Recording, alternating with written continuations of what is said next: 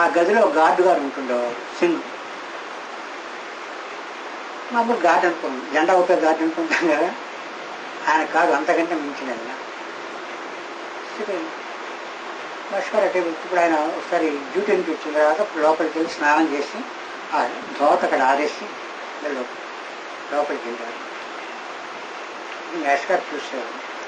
ఈ దోతకి సన్నని చాలా చిన్న చిన్న సూక్ష్మరేవులు అంటుకోండి, ఆ ఇసుక రేవులు అంటుకోండి. ఈ ఇసుక రేవులు ఎక్కడికి? సముద్రం బీచ్లోనే అటువంటి ఉంటాయి. నది ఇసుక అందం అంటుకోవు. ఇసుకకి అనుమానం వచ్చింది. సందేహంలోంచి పరిష్కారం పుడుతుంది. చూసరి ఈయన లోపలికి వెళ్ళారు, మళ్ళీ బయటకు వచ్చారు, గుడ్డ ఆరేస్తారు. ఇంత ఇసుక గుడ్డకి ఎలా అంటుకుందని, సముద్రంలో చేసిన వాళ్ళ గుడ్డకి ఇసుక అంటుకుంటుంది, ఆ విధంగా ఉంది. ఎలా అంటుకుందని నేషనల్ జిజ్ఞాస కలిగింది, సందేహంగా జిజ్ఞాస కలిగింది. సరే ఆయన ఒకసారి చూసాడు, మళ్ళీ గుడ్డ పైకి నాకు చిన్న చిన్న వెళ్ళిపోయాడు. ఎవరు? రాజు గారు. 2వ రోజు, 3వ రోజు, 4వ రోజు అయింది. ఆ మరుసటి ఇంకోనాడు వచ్చేసి ఆయన రాష్ట్రాల దగ్గర గిట్టులు విధించాడు. ఇసుక మన జల్దలు రాజు ఇసుకలో స్నానం చేస్తున్నాడు ఏమిటి? ఇసుక ఎలా ఉంటుందండి? మేషగారు గారిని అడిగారు, ఎక్కడ స్నానం చేస్తుంది, ఎక్కడికి వెళ్ళి చేస్తారు? రామేశ్వరం అయ్యా అన్నాడు.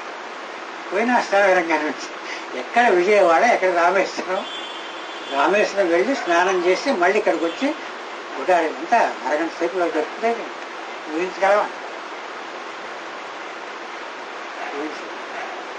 ఊహాతీత విషయం, కానీ నిజం.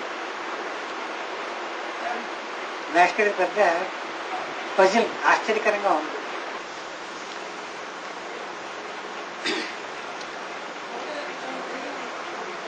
ఆ మరుసనాడు గాడికి కింద దిగి వచ్చినప్పుడు, ఆచార్య గారు నేను రామేశ్వరం వెళ్తున్నాను, ఇవాళ శివరాత్రి కదా, మీకు ఏం కావాలన్నారు. ఎక్కడ విజయవాడ, ఎక్కడ రామేశ్వరం? మేస్టర్ అన్నారు, నా పేరు వల్ల గవ కావాలని అన్నారు. ఎవరు? తీసుకొస్తాను. నేను లోపలికి వెళ్ళాను. ఒక గంట అయిన తర్వాత కిందకి వచ్చారు. ఈయన మేస్టర్ కిందకి వచ్చింది. ఆ లోపలికి వెళ్ళినా మరి కిందకి రాలేవు. ఒక గంట అయిన తర్వాత ఒక కొబ్బరి చిప్ప, బిళ్ళపత్రాలు, ఈకే అని వాళ్ళ డేట్ కూడా వేసుకుంటే ఒక గవ్వ తీసుకొచ్చి మేస్టర్ ఇచ్చారు. ఆచార్య గారు పేరు అన్నారు కదా, గవ్వ మీద ఎక్కడ పేరు కొట్టించగలను, కానీ ఇవాళ డేట్తో సవాన్ని చూసుకోండి అన్నారు. ఆశ్చర్యవందనం అన్నారు.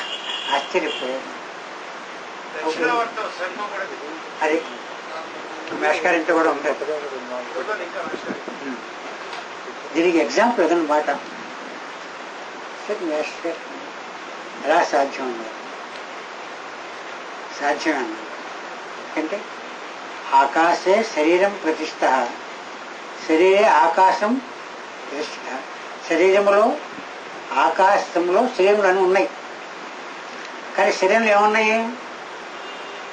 ఆకాశం. ఇప్పుడు శరీరే ప్రాణం ప్రతిష్ఠ, ప్రాణే శరీరం ప్రతిష్ఠిత. శరీరంలో ప్రాణం ప్రతిష్ఠించబడి ఉన్నది, ప్రాణంలో శరీరం ప్రతిష్ఠించబడి ఉన్నది. అర్థమైనట్టుగా ఉంటుంది, అర్థం కాదు. అదే వేదాంతం. సరే, శరీరంలో ప్రాణం ఉంది కాబట్టి సరే పనిచేస్తుంది. మరి ప్రాణం ఎక్కడి నుంచి వచ్చింది? మహాప్రాణం నుంచి వచ్చింది. అంటే మహాప్రాణం అనే గంగానది లోపల శరీరం అనే బొంగలు తీరుతున్నాయి అన్నారు.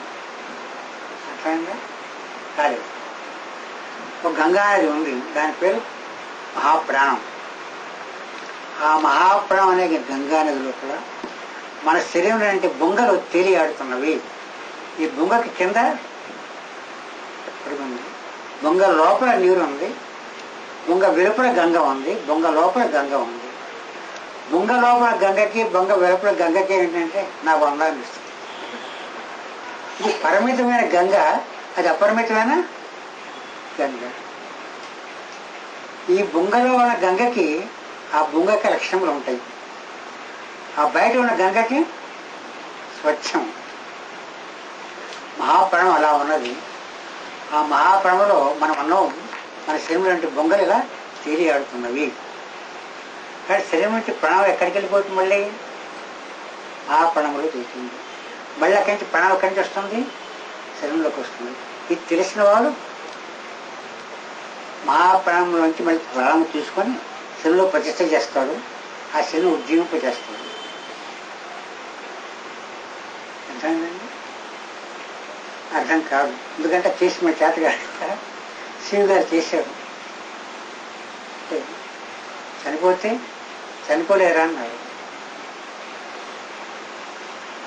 చనిపోవడం పడుతుంది అంటే కదలాలి, మదలాలి, పలకాలి, చైతన్యం ఉండాలి. చైతన్యం లేదన్నారు, చూడమన్నారు. కదిలింది. ఎలా కదిలింది? ఈ ప్రాణం అనేది మన అనంత ప్రాణంలో కలిసిన మనం చేస్తుంటాం. పేపర్ కూడా చూస్తుంటాం, వారి ప్రాణంలో అనంత ప్రాణంలో కలుస్తున్నాం అంటే కట్టని ఇలా ఒక పటికట్టు రాయిగా వాడేస్తాం. అది మహాప్రాణంలోంచి ప్రాణం తీసుకొని మళ్ళీ శరీరంలో ప్రతిష్ఠిస్తారు. మళ్ళీ శరీరంలోకి ప్రాణం ఎక్కడికి వెళ్ళిపోతే అక్కడికి వెళ్ళిపోతుంది. అదేవిధంగా ఆకాశం శరీరం ఉంది, శరీరంలో ఆకాశం ఉన్నది. శరీరం దీంతో తయారు చేయబడింది, అణువుల చేత తయారు చేయబడింది. ఒప్పుకుంటావా? ఎందుకంటే శరీరం అణువులు ఏంటి? ఒక్కో శరీరం 120 కేజీల బరువు